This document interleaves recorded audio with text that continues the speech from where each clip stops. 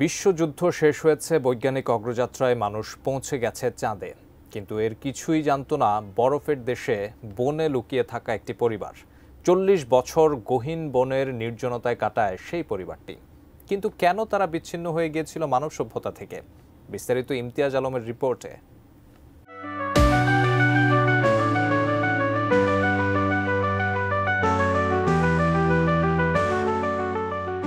বিশ্বে মানুষ বসবাস করে এমন সবচেয়ে শীতলতম স্থান হচ্ছে রাশিয়ার সাইবেরিয়া। ঘটনাটি সেই শীতলতম সাইবেরিয়ারই। হাজার হাজার মাইল বিস্তৃত পাইন ও বার্চ গাছের বন, ঘুমন্ত ভাল্লুক এবং ক্ষুধার্ত নেকড়ের বিচরণ ও বরফাচ্ছাদিত জলাভূমির পৃথিবীর শেষ ও বৃহত্তম অরণ্যগুলোর একটির নাম তাইগা। ১৯৭৮ সালে সোভিয়েত ভূতাত্ত্বিকরা এই তাইগা বনের গভীরে ৫ সদস্যের এক পরিবারকে খুঁজে পান।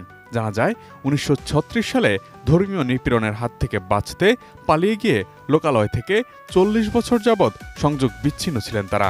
কোয়ালিটি সম্পন্ন আন্তর্জাতিক মানের still bar CSRM, committed for better still. Siberia রাশিয়ার অধিকাংশ তেল ও খনিজ সম্পদের উৎস।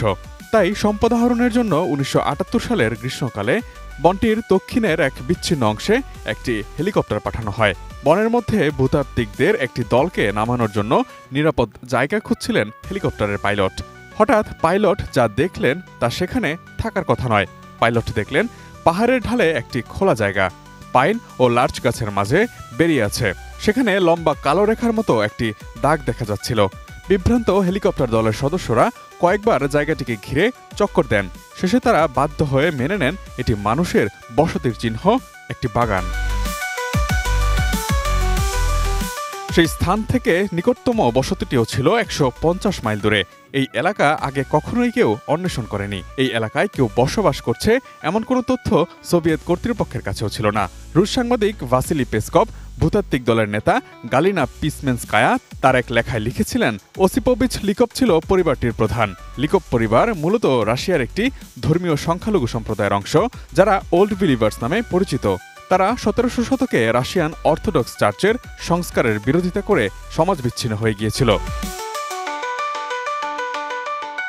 ১৯৩০-এর দশকে সোভিয়েত ইউনিয়নের ধর্মীয় নিপীড়ন ও কমিউনিস্ট শাসনের কঠোর নীতির ফলে তাদের মতাদর্শ এবং ধর্মীয় চর্চা টিকে থাকা কঠিন হয়ে পড়ে।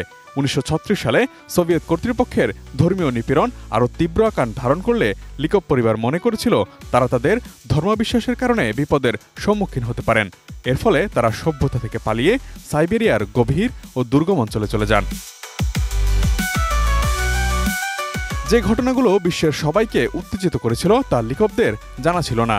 জানা ছিল না বিশ্বযুদ্ধের কথা, মানুষের বৈজ্ঞানিক অগ্রযাত্রার কথা।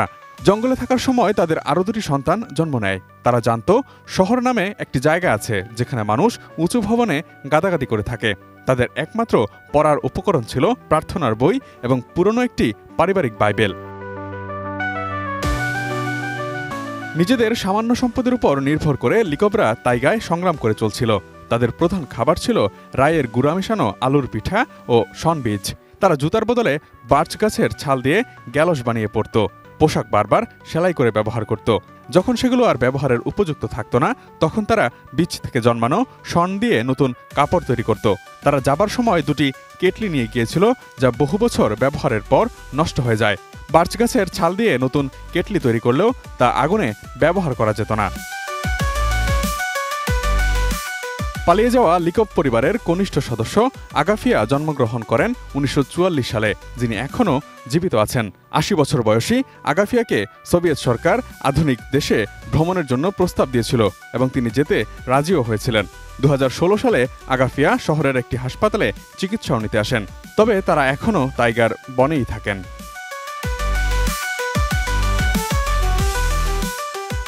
Imtiaz Alam, desk report, ATN news.